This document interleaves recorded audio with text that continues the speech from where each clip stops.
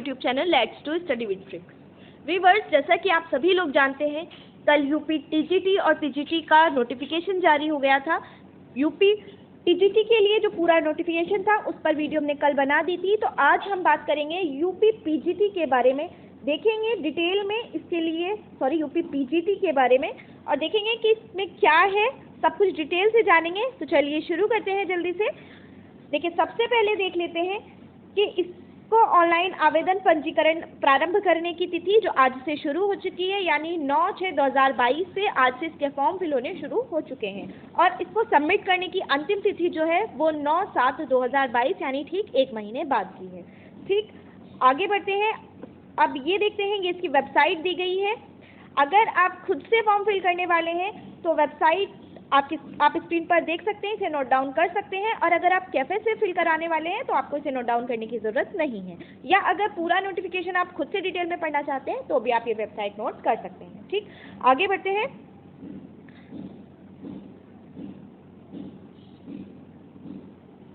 अब इसके बारे में लिखा है कि इसमें कोई नेगेटिव मार्किंग नहीं होगी। आप देख सकते हैं, लिखा है लिखित परीक्षा में ऋणात्मक अंक नहीं है। नेक्स्ट इंपॉर्टेंट पॉइंट है, अच्छा देखिए, ये आप देखिए कितना सारे पेजेस हैं, लगभग 23 पेजेस का ये पूरा नोटिफिकेशन दिया गया है। तो इतना लंबा लाइन टू लाइन पढ़ना पॉसिबल नहीं है, वीडियो बहुत बड़ी हो जाएगी, इसलिए मैंने इंपॉर्टेंट पॉइंट्स को हाईलाइट कर दिया है, उन्हें मार्क कर दिया है। तो अभी हम उन्हीं को देखेंगे, इससे आपका भी समय बचेगा और आप हर इंपॉर्टेंट पॉइंट जान भी पाएंगे। तो चलिए देखते हैं। तो यहाँ हमने देख लिया कि नेगेटिव मार्किंग इसमें नहीं होगी और यहाँ एक पॉइंट दिया है, ये पढ़ते हैं, किसी भी आरक्षण का लाभ उत्तर प्रदेश के निवासी के लिए ही अनुमन्य है। आर्थिक रूप से कमजोर वर्ग EWS के अभ्यर्थियों हेतु 10% आरक्षण का प्रावधान है। ठीक है, तो ये आरक्षण का लाभ उन्हीं को मिलेगा जो यूपी से है। ठीक, तो आगे चलते हैं, देखते हैं और इम्पोर्टेंट क्या दिया है इसमें। इस पेज पर ज़्यादा कुछ इम्पोर्टेंट नहीं है, चलते हैं डायरेक्ट अपने नेक्स्ट इम्पोर्टेंट पॉइंट पर। देखिए, यहाँ दिया है आवेदन शुल्क, आप देख सकते हैं। सबसे पहले अनारक्षित यानी सामान्य या कह सकते हैं जनरल वालों के लिए 700 रुपये आवेदन शुल्क है, 50 रुपये ऑनलाइन प्रक्रिया का शुल्क होगा, तो टोटल हो जाएगा 750 रुपये। ठीक है, EWS वालों के लिए 600 रुपये आवेदन शुल्क है, 50 रुपये ऑनलाइन प्रक्रिया का लगेगा, तो 650 उनके लिए हो जाएगा। फिर OBC वालों के लिए 700 रुपये इसकी फीस है, 50 रुपये ऑनलाइन के लिए आपको देना होगा, तो टोटल इनके लिए भी 750 रुपये हो जाएगा। अनुसूचित जाति वालों के लिए 400 प्लस 50 मिलाकर 450 हो जाएगा टोटल। फिर अगला देखते हैं, अनुसूचित जनजाति के लिए 200 रुपये शुल्क है और 50 रुपये ऑनलाइन प्रक्रिया का शुल्क है, तो टोटल हो जाएगा 250 रुपये। ठीक, और स्वतंत्रता संग्राम सेनानी ये जो है, इनके लिए अलग से पॉइंट दिया गया है, उन पॉइंट्स को आपको जाकर पढ़ना है। अगर आप इनमें से किसी में आते हैं, भूतपूर्व सैनिक, महिला, विकलांग या स्वतंत्रता संग्राम सेनानी आरक्षित हैं, तो आप ये स्क्रीनशॉट ले सकते हैं। क्रमांक 1 से 5 जो दिया गया है उसे आपको ध्यान से पढ़ना है, उसके हिसाब से ही आपको पे करना होगा। ठीक, आगे बढ़ते हैं। इस पेज पर भी ज़्यादा कुछ इम्पोर्टेंट नहीं था, बस फीस के बारे में बताया गया था। यहाँ इम्पोर्टेंट हो जाती है, यहाँ आयु सीमा दी गई है।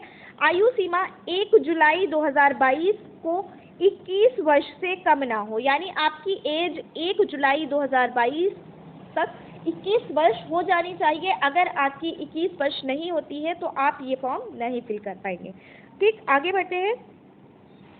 फिर हमारा अगला पॉइंट आता है, यहाँ ये हमारे एग्जाम से रिलेटेड पॉइंट्स हैं, इन्हें ध्यान से देखना होगा। ठीक, तो यहाँ पहला पॉइंट हो जाता है लिखित परीक्षा होगी। लिखित का मतलब MCQ बेस्ड ही है यहाँ पर। चलिए डिटेल में देखते हैं। प्रवक्ता संवर्ग पद के चयन हेतु अभ्यर्थियों के लिए विषय पर आधारित सामान्य योग्यता की एक लिखित परीक्षा होगी, जिसमें 425 अंकों का एक प्रश्न पत्र होगा।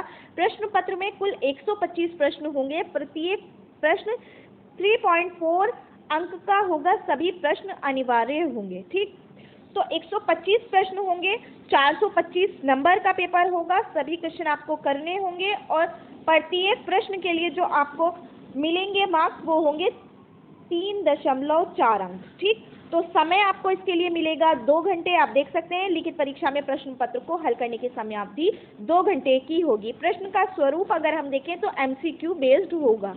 ठीक है, तो इसके लिए आपको वही 4 ऑप्शंस दिए होंगे, आपको उसमें से केवल एक का चयन करना होगा और आपको इसके लिए काली स्याही या बॉल पेन से काला करना होगा, ये आप देख सकते हैं। ठीक, उसके बाद एग्ज़ाम के बाद कुछ जो चुने गए अभ्यर्थी होंगे उनसे इंटरव्यू लिया जाएगा और उसके बाद आपकी मेरिट लिस्ट लगेगी, उसके बाद आपका सिलेक्शन हो जाएगा अगर आपका नाम मेरिट में आ जाता है तो आगे बढ़ते हैं। यहाँ आ जाता है, अब सीट्स की बात करते हैं, किस सब्जेक्ट के लिए कितनी सीट्स दी गई हैं। देखिए यहाँ बहुत सारे बच्चों को कंफ्यूजन होता है कि ये क्या है, प्रवक्ता बालक वर्ग क्या है और प्रवक्ता बालिका वर्ग क्या है। देखिए बालक वर्ग का मतलब ये उन स्कूल्स के लिए सीट्स हैं जो केवल बॉयज़ स्कूल होते हैं, उनके लिए जो सीट्स निकलती हैं वो ये हैं, और जो गर्ल्स स्कूल या कॉलेज होते हैं उनके लिए जो सीट्स होती हैं उन्हें कहते हैं प्रवक्ता बालिका वर्ग। तो यहाँ पर बालक वर्ग में दोनों ही अप्लाई कर सकते हैं, मेल भी और फीमेल भी, लेकिन बालिका वर्ग में मेल अप्लाई नहीं कर सकते, यहाँ केवल गर्ल्स ही अप्लाई कर पाएंगी। ठीक, तो अब देखते हैं सीट्स। सबसे पहले थोड़ा सा जूम कर लेते हैं और क्लियर हो जाएगा। सबसे पहले नागरिक शास्त्र की दी गई है, जनरल वालों के लिए 14 सीट्स हैं, ओबीसी के लिए 7, एससी के लिए 9, टोटल हो गई 30 सीट्स। ठीक, अब रसायन विज्ञान के लिए देखते हैं, 30 जनरल वालों के लिए है, ओबीसी वालों के लिए 9 है। फिर फिजिक्स के लिए देखते हैं 24 है, फिर 12 जो है ये ओबीसी के लिए है और 2 एससी के लिए हैं। बायोलॉजी वालों के लिए 31 सीट्स जनरल में है, 13 सीट्स ओबीसी में है और एससी के लिए केवल 3 सीट्स दी गई हैं। अब भूगोल के लिए देखते हैं, 23 सीट्स जनरल वालों के लिए है, ओबीसी के लिए 19 है, एससी के लिए 9 सीट्स दी गई हैं, टोटल 51 सीट्स इसमें हो जाती हैं। मैथ्स के लिए 14 सीट्स जनरल वालों के लिए है, ओबीसी के लिए 5 सीट्स है, एससी वालों के लिए 3 सीट्स दी गई हैं।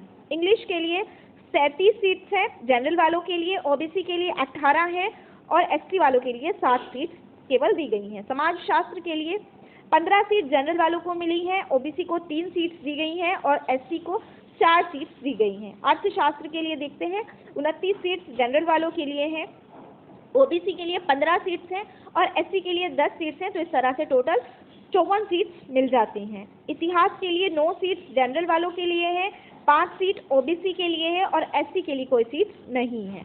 फिर हिंदी के लिए देखते हैं, 53 सीट जनरल के लिए है, 20 सीट ओबीसी के लिए है और एससी के लिए 8 सीट है। ठीक, तो अब देखते हैं कृषि के लिए 6 सीट्स हैं जनरल वालों के लिए, 6 ही ओबीसी वालों के लिए हैं, तो टोटल केवल 12 सीट्स पर वैकेंसी निकली है। ठीक, शिक्षा शास्त्र के लिए 4 सीट्स जनरल के लिए है और एससी के लिए भी 4 ही हैं, लेकिन ओबीसी के लिए इसमें कोई सीट अवेलेबल नहीं है। मनोविज्ञान वालों के लिए 7 सीट जनरल वालों के लिए है, ओबीसी और एससी के लिए कोई सीट इसमें नहीं है। संस्कृत में देखते हैं तो जनरल के लिए 25 सीट्स हैं, ओबीसी के लिए 11 सीट्स हैं और एससी के लिए 4 सीट्स दी गई हैं। कला वर्ग के लिए जनरल के लिए 2 सीट्स हैं, ओबीसी के लिए 6 सीट्स हैं, जबकि एससी एसटी वालों के लिए कोई सीट नहीं है। अब देखते हैं वाणिज्य के लिए, वाणिज्य यानी कॉमर्स में जनरल वालों के लिए 9 सीट्स हैं, ओबीसी के लिए 4 सीट्स हैं और एससी के लिए 1 सीट्स हैं। तो अगर हम बालक वर्ग पर देखें तो टोटल देखिए अब 549 यानी 549 सीट्स दी गई हैं, उनमें से जनरल के लिए 332 सीट्स, ओबीसी के लिए 153, एससी के लिए 64 और एसटी के लिए कोई सीट नहीं दी गई हैं, 0 सीट्स उनके लिए अवेलेबल है। अब देख लेते हैं बालिका वर्ग के लिए। बालिका वर्ग के लिए नागरिक शास्त्र में देखिए इसमें क्या होता है, बालिका वर्ग में काफ़ी कम सीट्स दी गई होती हैं कंपैरिजन टू बालक वर्ग। तो देख लेते हैं कितनी है। फिर भी नागरिक शास्त्र के लिए जनरल में सिर्फ 3 सीट्स हैं, ओबीसी के लिए नहीं है कोई सीट, एससी के लिए 2 सीट है, एसटी के लिए नहीं है। भौतिक विज्ञान में 1 सीट है, जनरल के लिए 1 सीट है, ओबीसी के लिए और एससी एसटी के लिए कोई सीट नहीं है। जीव विज्ञान यानी बायोलॉजी के लिए जनरल में 2 सीट्स दी गई हैं, ओबीसी के लिए 1 सीट है और एससी एसटी के लिए कोई सीट नहीं है। भूगोल यानी ज्योग्राफी के लिए देखते हैं तो जनरल के लिए 1 सीट है, ओबीसी के लिए 0 सीट, एससी के लिए 0 और एसटी के लिए भी 0 सीट है।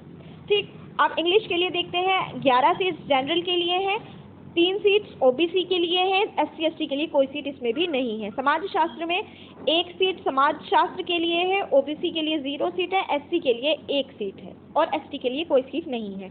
अर्थशास्त्र में जनरल के लिए 4 सीट, ओबीसी के लिए 1, एससी के लिए 1 और एसटी के लिए 0 सीट्स हैं। फिर इतिहास के लिए देखते हैं, जनरल के लिए 6 सीट्स हैं, ओबीसी के लिए भी 1 सीट है, एससी एसटी के लिए कोई सीट नहीं दी गई है। हिंदी के लिए देखें तो जनरल के लिए 4 सीट्स हैं, ओबीसी के लिए 0, एससी के लिए 0 और एसटी के लिए भी 0 है। शिक्षा शास्त्र में 1 सीट जनरल के लिए है, 1 सीट एससी के लिए है, बाकियों के लिए सीट नहीं दी गई है। मनोविज्ञान में 1 सीट जनरल के लिए है, 3 सीट ओबीसी के लिए है, 1 एक सीट ही SC के लिए है और ST के लिए कोई सीट नहीं है। संस्कृत में 11 सीट जनरल के लिए है, OBC के लिए 0 है, SC के लिए 1 सीट है और ST के लिए 0 सीट्स हैं। कला के लिए 5 सीट जनरल के लिए है, OBC के लिए कोई सीट नहीं है, SC के लिए 1 सीट है और ST के लिए भी कोई सीट नहीं है। गृह विज्ञान के लिए 5 सीट जनरल के लिए है, OBC के लिए 1 सीट है, SC के लिए कोई सीट नहीं है और ST के लिए भी कोई सीट नहीं है। तो हमने देखा ST के लिए ना तो बालक वर्ग में कोई सीट दी गई है और ना ही इसमें बालिका वर्ग में कोई सीट दी गई है। अगर हम टोटल देखें तो बालिका वर्ग के लिए 75 सीट्स टोटल दी गई हैं, जिसमें से 56 जनरल को मिल गई हैं, 11 सीट्स केवल OBC के हिस्से में आई है और SC के लिए 8 सीट्स मिली हैं। ठीक, तो यहाँ हमने हर सारे ही सब्जेक्ट्स की डिटेल देख ली है, किसके लिए कितनी सीट से। आगे बढ़ते हैं, अब यहाँ देखते हैं कि किसके लिए क्या अर्हता है। देखिए, इसके लिए ये इतना लंबा पढ़ने की ज़रूरत नहीं है, सिर्फ मास्टर्स चाहिए। यहाँ मास्टर्स चाहिए। अगर आप आर्ट साइड वाले हैं तो आपको MA चाहिए, साइंस साइड वालों को MSc चाहिए और कॉमर्स वालों को MCOM चाहिए। इसके अलावा इसके लिए BEd या DLEd नहीं मांगा गया है। अगर आपने BEd नहीं किया है या DLEd नहीं किया है तो भी आप फॉर्म फिल कर सकते हैं, और अगर किया है तो भी आप फॉर्म फिल कर सकते हैं। DLEd वाले बहुत कंफ्यूज हो रहे हैं कि वो फिल कर सकते हैं या नहीं। अगर उन्होंने मास्टर्स डिग्री ली है अपने सब्जेक्ट में तो वो फॉर्म फिल कर सकते हैं। ठीक, आगे बढ़ते हैं। ये सभी की डिटेल्स दी गई है। अच्छा, अगर आप फिर भी आप इन्हें डिटेल में देखना पढ़ना चाहते हैं तो या तो आप इसका स्क्रीनशॉट ले लीजिए, आप स्क्रीन से ले सकते हैं, या फिर आप वेबसाइट पर जाकर भी डिटेल में पढ़ सकते हैं। अगर आप यहाँ स्क्रीनशॉट लेना चाहते हैं इंग्लिश, ड्राइंग और संस्कृत के लिए तो भी ले सकते हैं, बाकी सब्जेक्ट्स का भी आप स्क्रीन पर देख सकते हैं। ठीक, तो आगे बढ़ते हैं, चलते हैं अपने अगले इम्पॉर्टेंट पॉइंट पर। बस इसमें ज़्यादा कुछ और इम्पॉर्टेंट दिया नहीं गया है, आपके लिए इतना ये इम्पॉर्टेंट था जानना। इसके अलावा ऐसा कोई पॉइंट अगर आपको लगता है छूट गया है जिसके बारे में बताना था तो आप कमेंट बॉक्स में ज़रूर बताइएगा, मैं ज़रूर उसका आंसर आपको दूंगी। या कोई भी और कन्फ्यूजन इससे रिलेटेड आपको है तो आप वो पूछ सकते हैं, आपका कन्फ्यूजन बिल्कुल अच्छे से क्लियर कर दिया जाएगा। तो आई होप आपके लिए वीडियो बहुत हेल्पफुल रही होगी। आप डिटेल में पढ़ना चाहते हैं तो या तो आप स्क्रीनशॉट ले लीजिए या फिर आप वेबसाइट पर जाकर भी सब कुछ डिटेल में पढ़ सकते हैं। वीडियो हेल्पफुल लगी है तो लाइक कीजिए, कमेंट कीजिए, अपने दोस्तों के साथ शेयर कीजिए, और अगर आपने अभी तक भी चैनल सब्सक्राइब नहीं किया है तो चैनल को सब्सक्राइब करना मत भूलिए। Thank you so much for watching.